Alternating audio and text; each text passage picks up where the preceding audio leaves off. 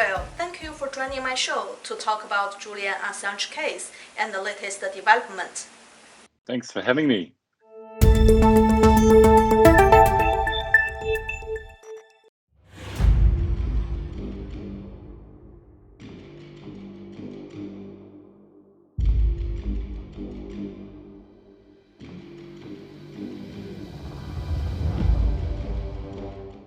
Okay, so let's get started.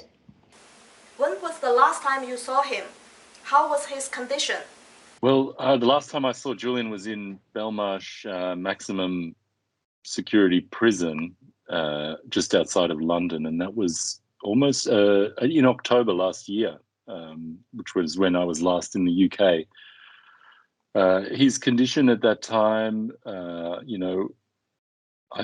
think it was almost, he'd been in that prison for almost 2 years, so it was taking its toll on him. Over the years, when I go and visit him, whether it's in the Ecuadorian embassy or the prison, or you can see that, what effect it's having on him. His mental well-being. This pressure that he is under is really taking its toll on his health. He just had a mini stroke. He had a mini stroke during the appeal hearing in October.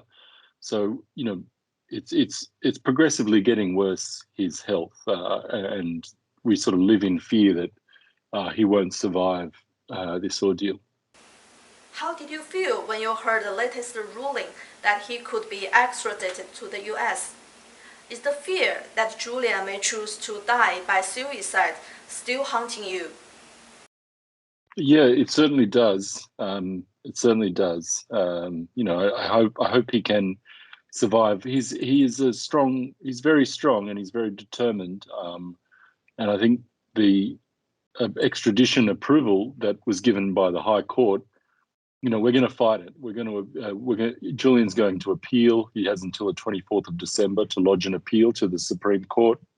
We can't rely on the UK courts anymore. They've approved the extradition, and so it's really up to the US and the Biden administration to let this go, let this attack on press freedoms and attack on journalism to let it go. So I think the chances of winning are very slim. One of the justices who approved the extradition on Friday was the Chief Justice of England and Wales. So he is the most senior judge in the whole of the UK, and that's his decision to grant the extradition. So any appeal to the Supreme Court will have to take that into account, that they will have to rule against the most senior judge in the UK. What could happen to Julian if he is extradited to the US? I have no doubt that he will die if he is extradited. In the US prison system, they cannot keep their prisoners safe. You just have to look at what happened to other high-profile prisoners, like Jeffrey Epstein. He cannot be kept safe in a US prison, and I don't think we can assume that they can look after him or keep him safe from the forces that are trying to, that are keeping him in prison now. We saw, in September, revelations coming from investigative reporters in Washington that there were plots from within the CIA or to kidnap or kill Julian when he was in the Ecuadorian embassy. So I think those plots, they haven't really gone away. There's still those factions within the American intelligence that want to see Julian dead, and that's what I fear will happen if he gets extradited to the USA. You once tried to lobby the Biden administration when it was just about to take office. Did it disappoint you more when you dealt with it? They are talking the talk when it comes to press freedom. They're using press freedom to lecture other countries and talk to other countries about press freedom in their country when they are holding a publisher and journalist in prison. Julian is in prison only at the request of the US DOJ, and they have also requested that he not be given bail. And it also, I see the Chinese Foreign Affairs spokesperson today has come out with a tweet saying that if the Biden administration, wants to lecture people on press freedoms, then they should let Julian Assange go. And I think those sorts of things are going to increase over time. Nations and states around the world are going to say to the USA, you can't say anything to us because look what you're doing to Julian Assange. What do you expect from the Australian government? If it steps in, will it make a difference? Yeah, I think so. I mean, Australia, there's just been this AUKUS agreement in place. Just yesterday, the Deputy Prime Minister of Australia, Barnaby Joyce, he called for the extradition of Julian Assange not to go ahead.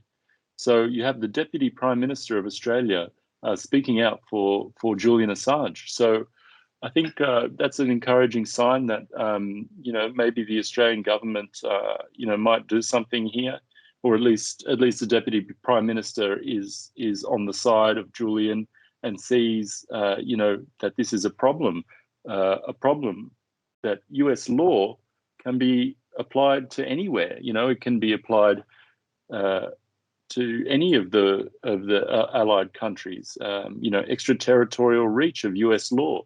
I think that's a big problem, and Barnaby Joyce sees that problem. We even saw Meng Wanzhou in Canada. She was the CFO of Huawei. The US used their extradition treaties with Canada to hold her captive. So we can see it happening time and time again. The US is using these unfair extradition treaties to pursue people who they don't agree with politically. Have you ever imagined what you will do if Julian is set free? What is his wish? Yeah, I mean, it'd be nice.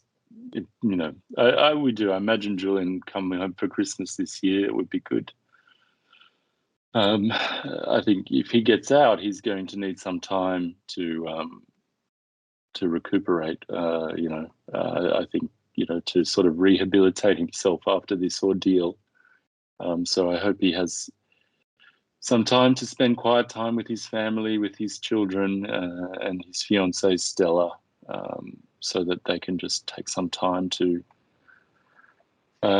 become a family again and do normal things, go down to the park, take the kids down to the park or go and have a coffee or something like that. I think that's a pretty nice dream at the moment. How are his two children? They're very cute little kids, my nephews, Gabriel and Max. They're okay, but it's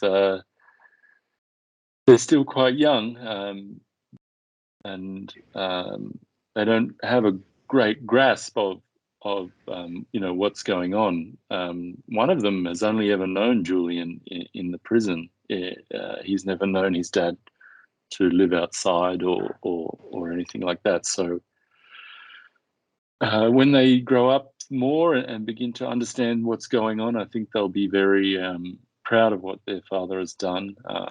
And they'll get a better understanding. But at the moment, it's this is what they know. This is their life.